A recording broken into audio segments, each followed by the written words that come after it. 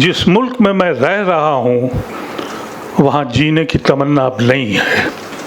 जो इस मुल्क में लोग इंसान को मारकर जश्न मनाते हो, जिस मुल्क में लोगों को कत्ल करके इलेक्शन जीतते हो, वो मुल्क मेरा मुल्क नहीं है। लेकिन आज जब मैं अपने भाइयों को से सुना, मैंने अपने सिख भाइयों से सुना, तो मुझे ये लगा कि शायद ये फैसला बहुत ज़रूरी था कि हमको इस वक्त सोचना पड़ेगा। अभी हमारे एक दोस्त ने कहा कि हमको माइनॉरिटी के साथ जुड़ना चाहिए। मुझे वो लम्हा भी याद है जिस वक्त पार्लियामेंट में बहस हो रही थी 1984 के दंगों की। हुआ ये कि 84 में आपके घर जलाए गए, कत्लेआम हुआ, हम दूर से देखते रहे। हमने गुजरात में अपनी कौम को मरते देखा, आपको दूर से देखते रहे। हमने फिक्र नहीं करी कि इंसान को मार रहा है। मेरा दीन और आपका दीन क्या कह रहा है, हमने उस पर अमल ही नहीं किया। हमने कभी सोचा ही नहीं कि हमारा दीन क्या कह रहा है। लेकिन ये यकीन बात है, आज मुझे इतनी मसरत हुई कि इसी प्लेटफॉर्म से सिख भाई और बहनों ने कहा कि जो फ़िलिस्तीन में हो रहा है वो हमसे देखा नहीं जा रहा है, जो गाज़ा में हो रहा है हमसे देखा नहीं जा रहा है। और गांधी के इस मुल्क में हमारे मुल्क का प्राइम मिनिस्टर नेतन्याहू की तारीफ़ें करता है, एक लफ्ज़ उसके मुंह से निकलता नहीं है। जब दुनिया ऐसी बन जाए तो हमको अपने गुरु, अपने अल्लाह, अपने दीन के पास जाना पड़ेगा। हमें ये सोचना पड़ेगा, क्या हम वहशियों के दिल में ज़िंदगी गुजारेंगे? हम वहशियों के मुल्क में आ गए हैं। बदनसीबी ये है कि एक मखसूस कौम को आप रोज़ लिंच करें, उसके घरों पे बुलडोज़र चलाएं और फिर इसी बात पे इलेक्शन जीत लें। ऐसा नहीं है कि सब उस ख्याल के हैं, लेकिन ये चुप्पी साधी है उन लोगों ने कि हमारा घर तो अभी नहीं बुलडोज हुआ, मेरा बच्चा तो लिंच नहीं हुआ, लेकिन जब मेरे घर पे आएगा तो देखूंगा। वो वक्त अब नहीं है। हमारे साथी ने मेरे दिल को जीता, चंडीगढ़ से आए हैं।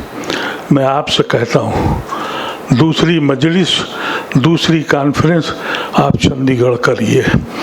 मैं अपने भाइयों को लेके वहाँ आऊँगा और जो जहाँ करना चाहे, इस कन्वेंशन को आखिरी मत समझिएगा, इसको शुरुआत कहिए कि आज से हमने शुरू किया अपने मुल्क को बचाने के लिए, अपनी तहजीब को बचाने के लिए, अपने दीन को बचाने के लिए, अपने कल्चर को बचाने के लिए। इन जालिमों से हम डरते नहीं हैं। और अगर आपका सहारा मिलेगा, ये जो हमारी सोई हुई कौम है वो भी शायद जाग जाएगी। क्योंकि हुआ ये है, हमने उतनी ही कुर्बानियाँ दी जैसे आप लोगों ने बयान किया। हमारी तारीख भरी हुई है। इस ज़मीन का कोई गोशा ऐसा नहीं है जहाँ हमारे खून के छींटे न पड़े हों। लेकिन कौन आज़ाद हुआ? किसके माथे से स्याही की रिदा छूटी? मेरे सीने में दर्द है अभी महकूमी का, मादरे हिंद पे उदासी है वही, खंजर आज़ाद है सीनों में उतरने के लिए, मौत आज़ाद है लाशों पे गुजरने के लिए। ये आज का समा है। किसने कहा कि हम आज़ाद हो गए?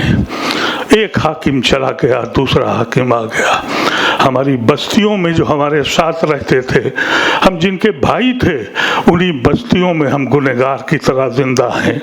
हमें सुबह और शाम ये साबित करना पड़ता है कि हम इस मुल्क के देशद्रोही नहीं, देशभक्त हैं। ऐसी कौम को क्या कौम कहें? अब सलूशन क्या है? सलूशन ये है कि जैसा कहा गया कि आप खालिस्तानी हैं, हम पाकिस्तानी हैं। अरे अगर हमारी कौम ने जिना को ठुकराया न होता तो क्या पाकिस्तान लाहौर तक बनता, लखनऊ तक बनता? हमारी कौम ने जिना को ठुकरा दिया था और ये कहा था कि नहीं, हम सांझी विरासत में रहेंगे। और आपकी कौम ने अगर कहा होता तो क्या उनको खालिस्तान उस वक्त न मिल गया होता? ये जो आरएसएस के लोग कहते हैं कि हिंदू राष्ट्र बनाओ, कौन एक भाई हिंदू राष्ट्र में रहता खालिस्तान बन चुका होता? और अगर ये मुस्लिम हिंदू राष्ट्र डिक्लेयर किया होता जो आज कह रहे हैं, तो फिर कौन सा मुसलमान है जो जिना के साथ नहीं जाता? ये क्रिश्चियन जो आज बैठे हुए हैं, ये क्या यहाँ रहते? ये नॉर्थ ईस्ट या तो म्यांमार के साथ होता या चाइना के साथ होता। एहसान फरामोश हैं ये लोग, ये झूठे लोग हैं जो आज हिंदू राष्ट्र की बात करते हैं।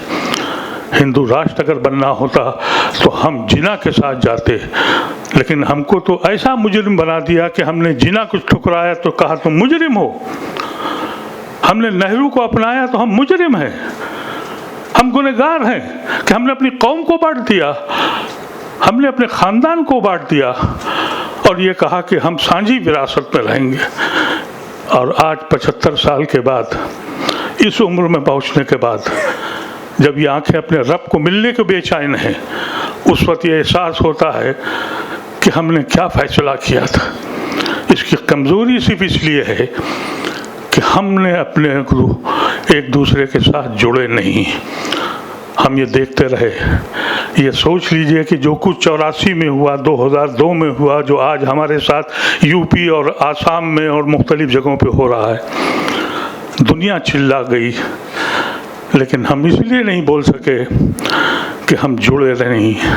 लेकिन आज आपकी कौम और इस मुसलमान ये देश, ये वो लोग हैं जिन्होंने तारीखें रची हैं अपनी क़ुव्वत से, अपने किरदार से, अपनी तलवार से तारीखें रची हैं। हम एक हों, हम जुड़ें आपस में। आपके पास सितम हो तो हम खड़े हों, और हम पे जब आवाज़ उठे तो आप खड़े हों। हम अगर जुड़ जाते हैं तो यकीन कीजिए, ये वो लोग जिन्होंने अंग्रेज़ियों की जूती उठाई थी, ये आपकी जूती उठाएंगे। ये इसलिए मजबूत हैं कि इन्होंने हमको बांट रखा है।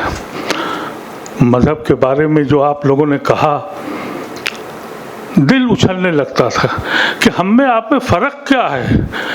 हमें तो जैसा कहा गया कि हमें और आपसे सीखना है, हम सीखने को तैयार हैं, लेकिन हम आपके साथ ये चाहते हैं कि हम अपने मज़हब को बचाएं, अपने मुल्क को बचाएं, अपने कल्चर को बचाएं और इनको जवाब दे दें।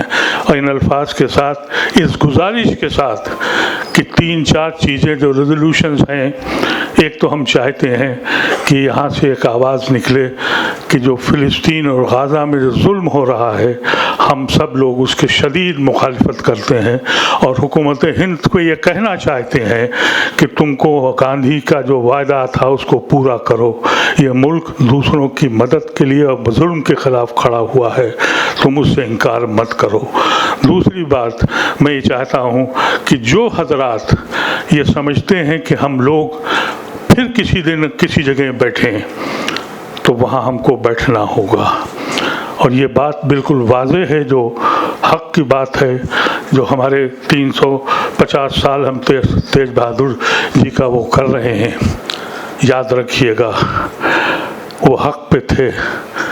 जिन्होंने जुल्म किया उनकी नस्ल आप ढूंढते नहीं मिलेगी आपको। और तेज बहादुर साहब के मानने वाले यहाँ नहीं, पूरी दुनिया में पहुँचे हुए हैं।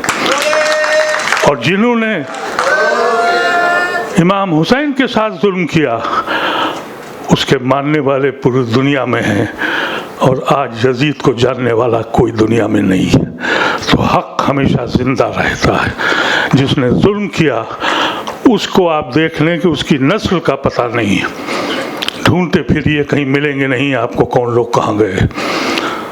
ये अल्लाह का निज़ाम है, वो हक़ को हमेशा कायम रखता है। हो सकता है कि किसी की शहादत, किसी की कुर्बानी ले ले, लेकिन दुनिया को आने वाली नस्लों को बता देता है।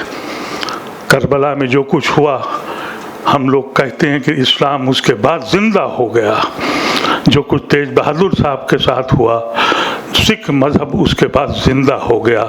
इन अल्फाज के साथ आप हजरात का फिर से बहुत दिल की गहराइयों से आप लोगों को शुक्रिया करता हूं। और ये कोशिश, अगर कुछ कमी रह गई है, कहीं कोई गलती हो गई है, किसी को बोलने का मौका नहीं मिला है, तो मैं दोनों हाथों से आपसे माफ़ी मांगता हूं। हमारी नीयत हम सबको किसी को नाराज़ करने की नहीं थी। ये जुड़ने का वक्त है, दिलों को जोड़ने का वक्त है। आए हम लोग दिलों को जोड़ें। गुड़गांव में मैं रहता हूँ, वहाँ जब पुलिस ने नमाज पढ़ने को मना कर दिया, और जैसा ये कहा गया है, अभी हमारी एक बहन ने भी कहा कि मुसलमान कौम सबसे ज़्यादा डरी हुई कौम है इस मुल्क में, उसकी कुछ समझ में नहीं आ रहा था। दया सिंह साहब ने कहा हम गुरुद्वारे ले चलते हैं, चलिए वहाँ पढ़ लीजिए नमाज।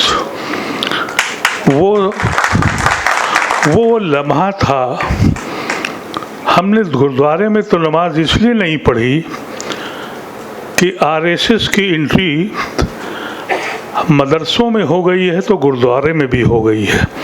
कहीं ऐसा न हो कि हमारे दोस्त को नुकसान पहुँचे। हमने गुरुद्वारे के बाहर नमाज पढ़ी और गुरुद्वारे में जाके सलाम पेश किया और शुक्रिया अदा किया। उस वक्त ये ख्याल आया कि ये हमारे साथ हो क्यों रहा है। हम पूना गए, वहाँ हमारे गुरुद्वारों के जो बड़े प्रीस्ट थे, उन्होंने एक सवाल हमसे किया। हमसे कहा कि या तो आपकी तारीख झूठी है या आप मुसलमान नहीं हैं। तो मैं समझ नहीं पाया। उन्होंने कहा रोज़ आपकी मस्जिद गिराई जाती है और आप डरे और सहमे रहते हैं। आप 20 करोड़ हैं, हम 2 करोड़ हैं।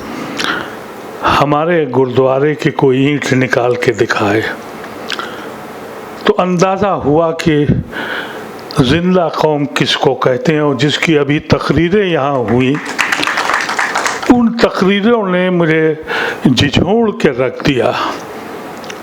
मुझे जीने की आरज़ू पैदा हो गई। बहुत बहुत शुक्रिया।